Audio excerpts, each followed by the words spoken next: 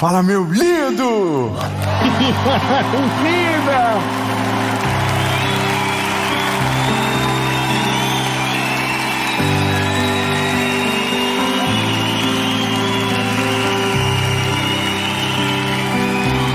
Olha, aleluia.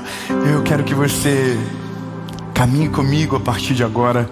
Esse é o Mentoria de Vida e eu quero falar com você sobre guerra na mente, sobre coisas que destroem o nosso futuro sem que a gente consiga perceber o que está acontecendo, simplesmente porque nós não conseguimos ver. E se não conseguimos ver, então é um lugar extremamente perigoso. A nossa mente, ela conta histórias para nós que não são verdades e nos colocam de maneira fixa em realidades que nos afastam de Jesus, a ponto de deixarmos de crer, a ponto de perdermos as esperanças e de ficarmos amargos com a vida. Tudo aqui, nem sempre fora, sempre dentro. Eu quero que você entenda o que eu disse na primeira vez no Mentoria de Vida, que nós não somos mais um canal de YouTube, nós somos uma comunidade. Eu estou doando a minha vida, gastando a minha vida para poder servir a minha geração, e eu quero que você seja parte dessas pessoas. Nós crescemos juntos, amadurecemos juntos, e eu quero que a nossa caminhada seja cada vez mais sólida. Eu quero te convidar para fazer parte da nossa comunidade. Aqui na descrição do vídeo tem um link, é só você entrar na nossa comunidade, que lá você vai receber sempre a nossa mentoria de vida, os nossos conteúdos do YouTube, para poder servir você ainda mais, amadurecermos juntos, sermos um grupo que quando começarmos a orar por um propósito, vamos estremecer a nossa nação. Eu creio nisso. Eu creio num exército de influência.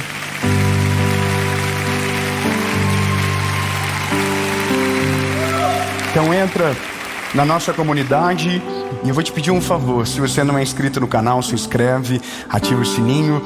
Toda quinta-feira, 7 horas da manhã, tem o Mentoria de Vida. Segunda-feira, 7 horas da manhã, tem uma mensagem no nosso canal do YouTube para você. E de segunda a sexta, no SBT, às 7 horas da manhã, você também tem o Bom Dia Esperança. Amém? Olha, só Jesus na nossa vida para dar conta. Mas agora, a gente vai falar sobre guerra na mente. A sua Bíblia, se você puder, abra ela. 2 Coríntios, capítulo de número 10, versículo de número 4, diz o seguinte: porque as armas da nossa milícia não são carnais, mas poderosas em Deus para a destruição das fortalezas, destruindo imaginações. Engraçado, porque quando o texto começa, me parece que a gente está olhando para fora. É a guerra com alguém de fora. Mas aqui o texto muda o alvo da guerra. E o alvo da guerra não é nenhum outro. O alvo da guerra é a própria mente nossa. Então olha que coisa. Destruindo imaginações e toda a altivez que se exalta contra o conhecimento de Deus, e levando cativo todo o pensamento à obediência de Cristo. Eu quero que você divida isso em 3 pontos. Olha, eu vou ler de maneira pausada. Destruindo imaginações. O que é imaginação? Imaginação é uma projeção de futuro que nós fazemos. Então a Bíblia está dizendo que essa nossa guerra, ela é para destruir imaginações, não é sonhos. É imaginações, projeção de futuro que a nossa mente faz, baseada na nossa realidade presente. Ok? Então eu vou ler de novo. Porque as armas da nossa milícia não são carnais, mas poderosas em Deus para a destruição das fortalezas. Onde que estão as fortalezas? Na mente. Então você destrói as fortalezas, o que você vai encontrar? Imaginações. E toda a altivez que se exalta contra o conhecimento de Deus. O que é altivez? Altivez é orgulho. Você sabe qual que é a coisa mais perigosa de alguém que vive milagres? O orgulho. Você sabe qual que é o maior inimigo de quem prospera? O orgulho. Você sabe qual que é o maior inimigo de alguém que dá muito certo na vida? O orgulho. Porque quando nós começamos a pensar que o que somos é porque nós conseguimos, força do braço, porque nós merecemos, então o nosso coração se torna altivo e a nossa mente começa a acreditar que a gente não precisa mais de ajuda. E aqui começa a destruição. A Bíblia já diz que o orgulho precede a ruína. E quem escreveu isso foi quem exatamente viveu. Por conta do orgulho, começou a sua própria destruição. Mas daí por último, o que a Bíblia vai dizer é: levando cativo todo pensamento e obediência a Cristo. Ele está dizendo o seguinte: olha, você precisa entender que a sua mente, então, não é qualquer objeto de uso para o seu corpo físico e para a sua história. É exatamente nesse lugar que repousa toda a sua trajetória e a sua decisão. A Bíblia vai dizer: sobre tudo que se deve guardar, guarde o vosso coração. Só que o coração, que a Bíblia está dizendo aqui, é a mente. Porque coração não pensa, coração não constrói imaginação. O que constrói imaginação é a nossa mente. Então a Bíblia está dizendo, em outras palavras, sobre tudo que se deve guardar, guarde a vossa mente, porque dela procedem as saídas da vida. Então o que a gente entende? Olha, se tudo sai daqui, se essa fonte estiver contaminada, o que vai sair daqui vai sair contaminado. Correto? Eu estava vendo um vídeo hoje, por um acaso, briga de trânsito. O meu algoritmo é meio estranho. De vez em quando o meu algoritmo ele entra numa paranoia, que eu não sei se ele quer me seduzir a entrar por outro caminho.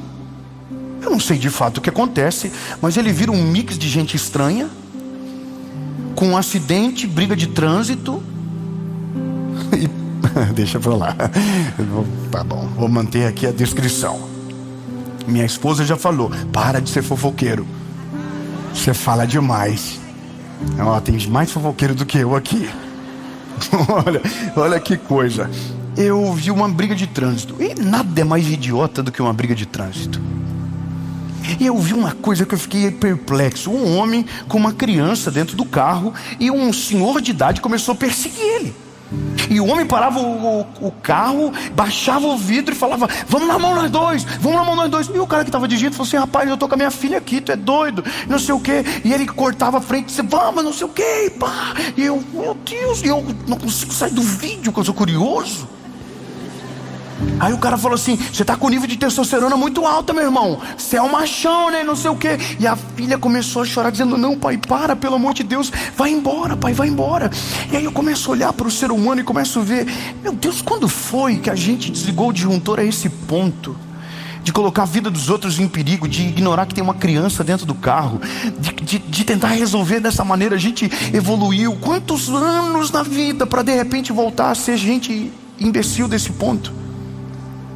Eu me lembro uma vez que eu estava vendo minha esposa.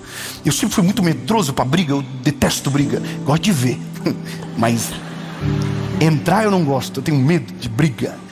Eu acho que eu não daria conta. Eu só briguei uma vez na vida. Mas eu me lembro de uma vez que estava eu e minha esposa, e a gente estava no carro, e nós tínhamos uma Saveiro 92 branquinha. Ela era, detalhes desnecessários, ela era podre no meio da cabine. Se colocasse uma carga, ela fazia assim, prá. Só um detalhe.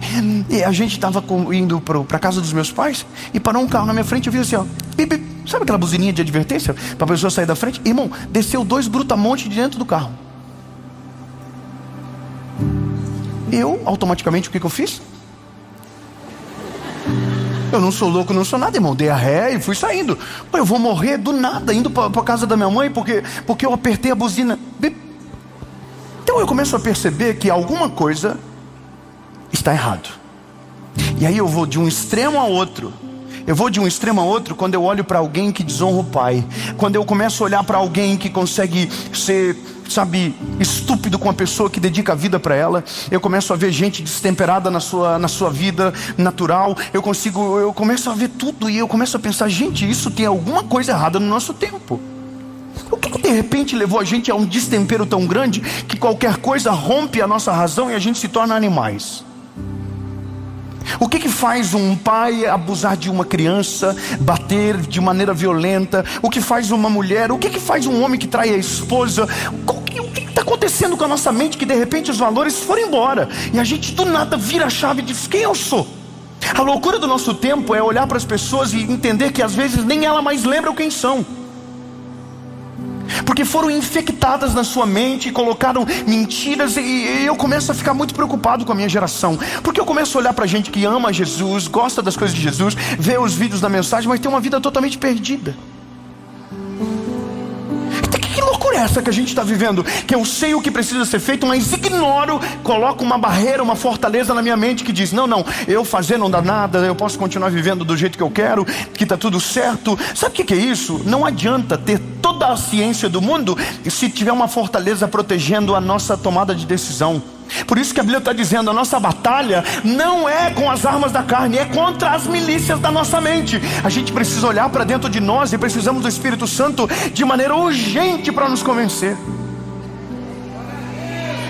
Olha, sejamos sinceros, a gente ama Jesus, mas trai a esposa. A gente ama Jesus, mas é violento. A gente ama Jesus, mas é fofoqueiro. A gente ama Jesus, mas é adúltero. Que bagulho doido é esse aí que nós estamos vivendo?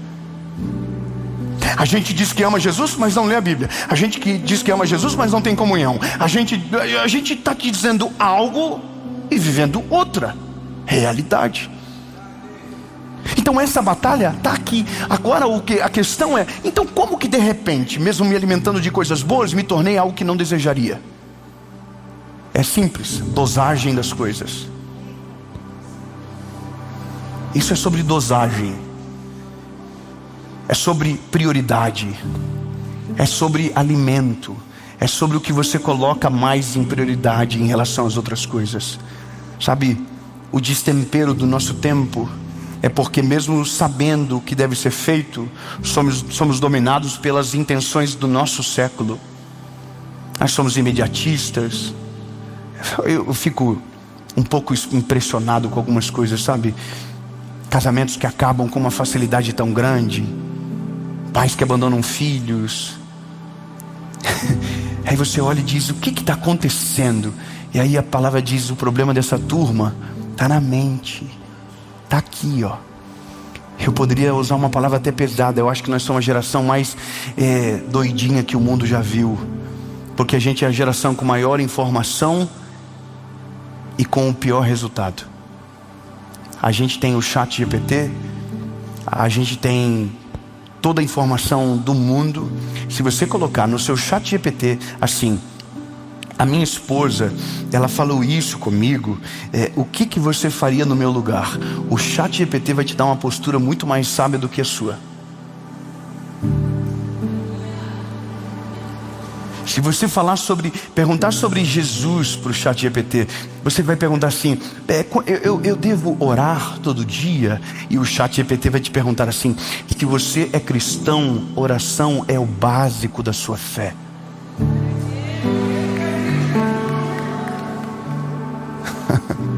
Se você perguntar assim, eu sou cristão, eu devo falar palavrão? Aí o ChatGPT vai dizer assim, com toda certeza não, porque é completamente contra os ensinamentos de Jesus. A nossa boca é como uma fonte que não sai 2 tipos de água. Da nossa fonte, da nossa boca só deve jorrar água doce. É o ChatGPT. Mas por que a gente então, mesmo sabendo o óbvio, escolhe o torpe? É simples, porque a nossa mente já está dominada. Nossa mente já está sitiada. E aqui começa o problema que a gente precisa resolver. Na nossa mente já tem muitas vozes que foram plantadas.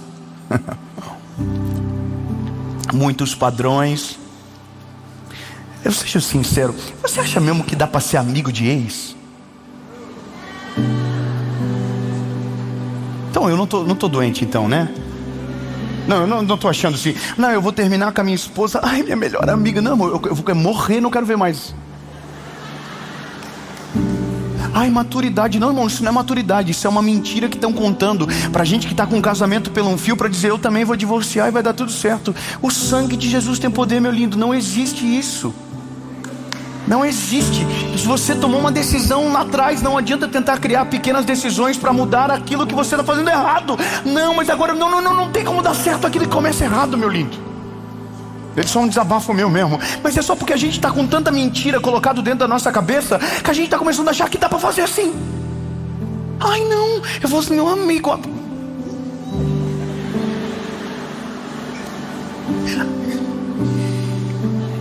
Ai Senhor, eu quero ser melhor, eu prometi para mim que eu vou melhorar esse ano, mas eu não consigo não olhar para esse tempo e ficar assustado. Pergunta para o seu filho: ô filho, o que você acha do pai separar da mãe? Mas o pai e a mãe prometem, nós vamos continuar amigos. O teu filho vai dizer assim: mãe, eu não quero vocês amigos, eu quero vocês junto na nossa casa, lutando pela nossa família, passando por cima do orgulho, sabe, levantando a cabeça, vivendo. Eu quero que vocês fiquem juntos. Então, é só porque estão colocando mentiras na nossa cabeça, lindo. Como que a gente vence isso? Tira essas vozes de uma vez. Dá um reset na mente. Eu me lembro da época da faculdade que nós tivemos uma aula sobre os elementos da comunicação. Os elementos da comunicação são emissor, receptor, mensagem, código. Tá, vou melhorar. O emissor é o que fala, receptor é o que recebe, mensagem é o assunto, código é o idioma. Todos compreenderam? Então nós temos como servos de Jesus um emissor principal. A voz dele precisa ser a principal dentro de nós. Qual é o nome dele? Jesus. Vamos de novo, porque tudo que é ensaiado fica melhor. Qual é o nome dele? Uau. Então se ele é o emissor, a gente é o receptor. Quem é o receptor? Nós. Emissor, receptor. Então ele vai se comunicar conosco através de uma mensagem, nos enviará uma mensagem. A mensagem de Jesus, ela vem palavra. Tudo que está fora da palavra rejeita. Tudo que tentarem acrescentar aqui rejeita. Deus cumpre e vela pela sua palavra. Não dá para atualizar, não dá para dar upgrade, não dá para dar upsell. Tudo que a gente precisa na vida já foi escrito, está programado, e se você cumprir, não tem como dar errado. Ponto. Está tudo aqui. Palavra de Deus é a palavra de Deus e ponto. Agora, o código é o idioma que Deus se manifesta. E o código que Deus se manifesta é o da santidade. Deus é santo. Então não adianta achar que você vai ter uma vida totalmente perdida e vai ouvir Deus em todo lugar. Ai, porque Deus falou comigo. Sério? A vida toda perdida. Não, Deus fala comigo direto. Sério? Ai, porque Deus, olha, Deus fala comigo. Eu tava na boate. Sério? Caraca, mano. Irmão, eu não acredito que Deus não possa falar, mas tenho uma dificuldade de acreditar que Deus fala sempre. Às vezes é só a voz da nossa cabecinha nos enganando, dizendo: vai, de boa, faça tudo o que você quiser, assinado. Faça tudo que te deixa feliz. Nossa. Ai, Deus falou comigo que é para eu ir. Aí não deu. Pois é, eu acho que não era Deus que estava falando. Claro que não. Você está com a cabeça tão poluída de vozes, você já não sabe mais quando Deus está falando. Ou você só acredita que Deus está falando quando Ele concorda com você.